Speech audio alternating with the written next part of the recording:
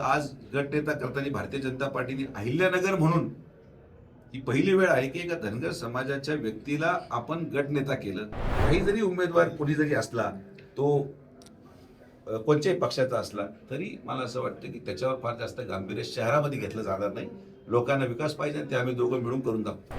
आता छोटा भाऊ मोठा भाऊ भाजप आणि राष्ट्रवादी काढले होते. मात्र जर आपण बहुमत बघितलं तर दोघांकडे महापौर निश्चित, पण दावा कोण करणार त्या संदर्भात काय बैठका झाली? नाही, अजून बैठकच नाही झालेली आमची. जोपर्यंत प्रोग्राम लागत नाही तोपर्यंत एवढ्या अगोदर बैठका घेऊन काही निष्पन्न होत नाही. माननीय मुख्यमंत्री, माननीय उपमुख्यमंत्री आणि पालकमंत्री या तिघही लोकांचा एकदा निर्णय आला की त्या निर्णयाची अंमलबजावणी करण्याचं आमच्या दोघांचं काम आहे.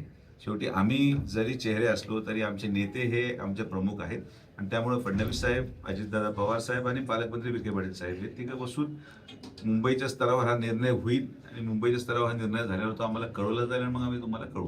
मात्र ओबीसी आणि पूर्वी ओबीसी असं पुन्हा एकदा वाद तुमचं माझ्या पदाधिकाऱ्यांनी मूळ ओबीसींना महापौर करण्याची मागणी केली. नाही, आता मागणी लोक करत असतात, मागणी करायला काही गैर नाही. माझ्या दृष्टिकोनातून मी जाती आणि धर्म या सगळ्या प्रक्रियेपासून लांब राहणारा माणूस. तुम्हाला माहिती आहे, मी कधी याचं भाष्य केलं नाही. प्रभाग क्रमांक 7 मध्ये आज आपण हीच गोष्ट मोडून काढण्यासाठी ओपन जागेवर, सर्वसाधारण जागेवर एक ओबीसीचं सीट दिलं आणि जनतेने 1 नंबरच्या मताने त्या प्रभागात निवडून दिलं. याचा अर्थ काय की लोकांना आता विकास पाहिजे. लोकांना या जातीच्या भेदभावामध्ये आणि या सगळ्या प्रक्रियेमध्ये पडायचं नाहीये.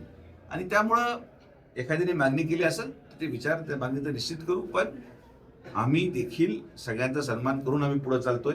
एक उदाहरण ते झालं, आज गटनेता करताना भारतीय जनता पार्टीने अहिल्यानगर म्हणून ही पहिली वेळ आहे की एका धनगर समाजाच्या व्यक्तीला आपण गटनेता केलं भारतीय जनता पार्टीचं. कारण की अहिल्यानगर नुसतं नाव बदलून आपल्याला त्याचा आनंद साजरा करण्यापेक्षा आपण कृतीतून हे करून दाखवलं की आज अहिल्यानगर झालंय.